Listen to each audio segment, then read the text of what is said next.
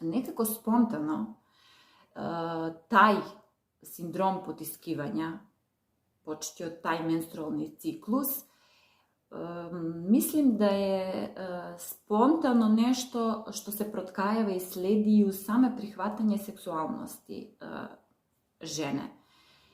Prvi moment kad žena treba da prihvati tu seksualnost, mi je osporimo, mi je kočimo. Mi smo generacijama decu vaspitavali i dan danas postoji to, iako smo 21. vek, da mislim postoji, ne svuda, ali postoji. Mi smo decu vaspitavali da žena treba da bude časna i poštena. Žena treba da se uda, da uđe u brak virgo intakta ili nevina, zato što na taj način ona donosi čast i poštenje familije iz koje dolazi, porodice iz koje dolazi.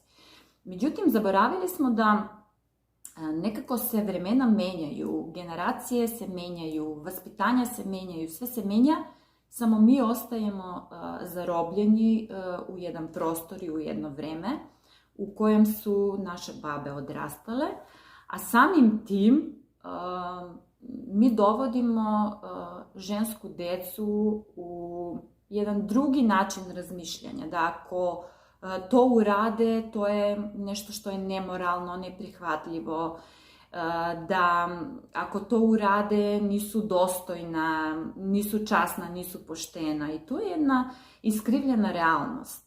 A u principu danas u 21. veku, da li ste se zapitali da li možemo nešto stopirati? Na seansama vidim svakojake izopačene realnosti i toga da razne verske zajednice propagiraju da žena ili devojka treba da se uda nevina, zavisno od porodice do porodice, naravno, opet ne generaliziram, ali postoji to. I samim tim mi namećemo ženskoj deci da oni treba strogo da se drže tih pravila. A ako neće da se drže tih pravila, onda ženska deca hvataju onu drugu realnost, ili ja što kažem uvek hvataju krivinu.